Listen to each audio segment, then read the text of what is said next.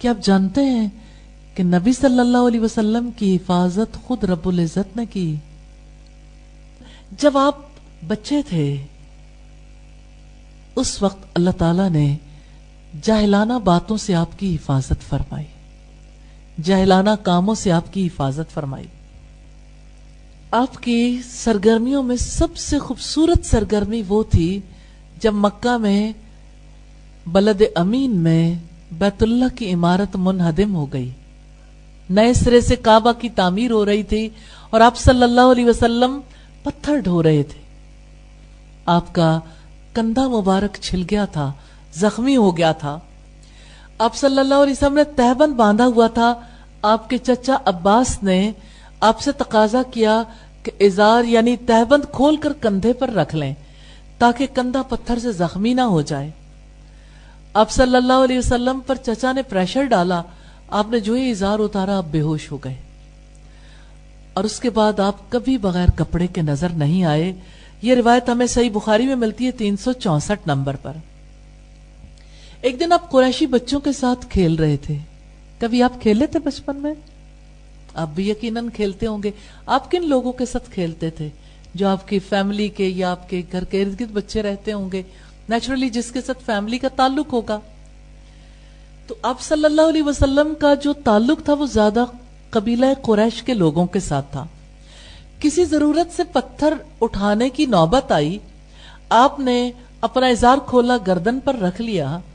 جو ہی ننگے ہوئے تو کسی غیبی قوت نے آپ کو زور سے تھپڑ مارا, یعنی جیسے اچھے طریقے سے ہلایا جاتا نا, اسی طرح سے کہ اپنے ازار کو اپنے اوپر باندھو. آپ نے فوراً باندھ لیا.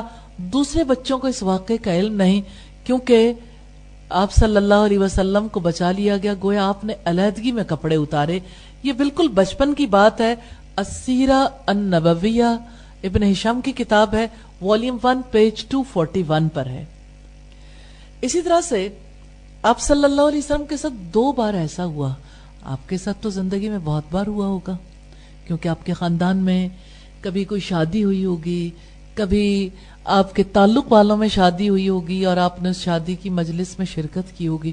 اور شادی کی کیا بات ہے, آپ کتنی بار شاپنگ کرنے کے لیے کسی شاپنگ مال میں گئے ہوں گے, کسی شاپ پر, کسی جگہ پر, یا آپ کسی ہو سکتا ہے کہ سفر کے دوران کسی کوچ میں بیٹھے ہوں یا کسی ایئرپورٹ پہ بیٹھے ہوں تو آپ نے کچھ آوازیں سنی ہوں, کچھ ایسی آوازیں جن کو لوگ خوشی کی آواز کہتے ہیں.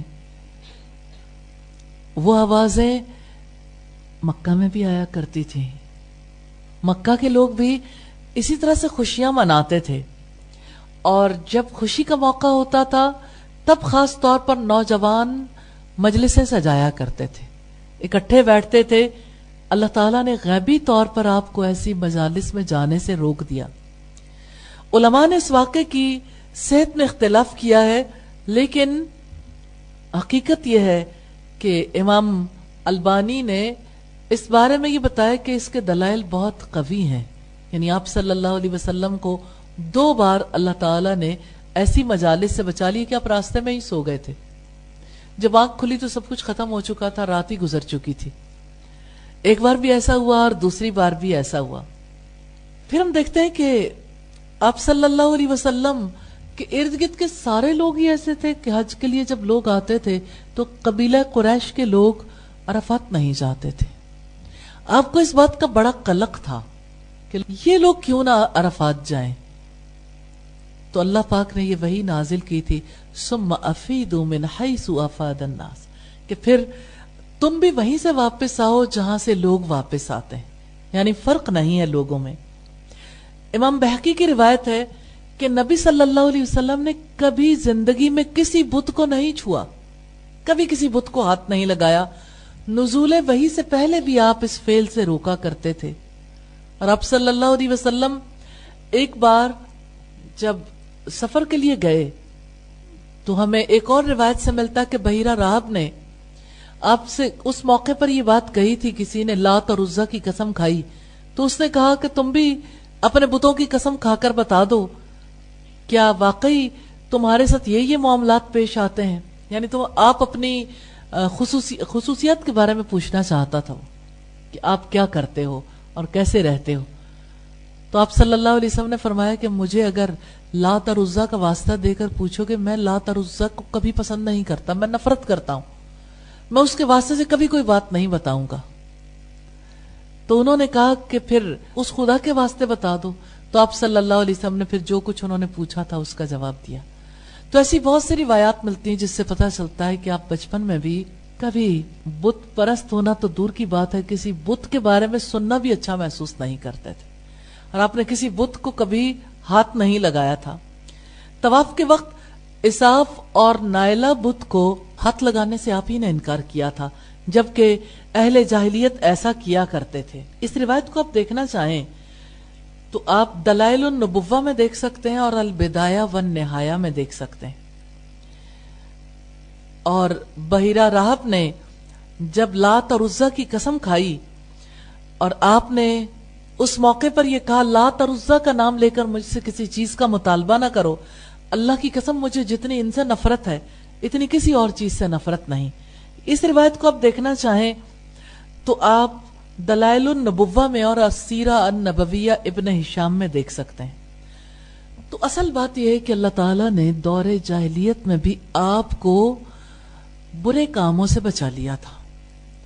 اللہ تعالیٰ نے شیاطین سے آپ کو محفوظ رکھا تھا، شیاطین کے وار سے آپ کو بچا لیا تھا. الحمدللہ رب العالمین. مسند احمد کی روایت والیوم 3 پیج 419 پر ہے.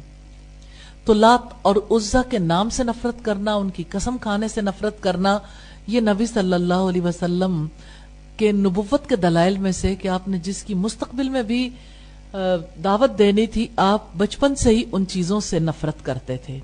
اسی طرح سے ہم دیکھتے ہیں کہ قریشی ہر سال بوانا بدھ کے پاس عید منایا کرتے تھے. ان کی بھی تو عیدیں تھی نا، لیکن رسول اللہ صلی اللہ علیہ وسلم نے اس بدھ کے پاس ٹھہرنے سے انکار کر دیا کہ میں تو نہیں جاتا.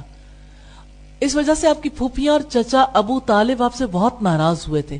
فیملی پریشرز تو آپ بھی میٹ کرتے ہوں گے، آپ دیکھتے ہوں گے کہ کس جو باتیں فیملی کو پسند نہیں آتی اس میں بہت پریشرائز کرتے ہیں سب. تو آپ نے مجبوراً ان کی بات ماننے کا ارادہ کر لیا تو اللہ تعالیٰ نے بتوں کو چھونے سے بچا لیا.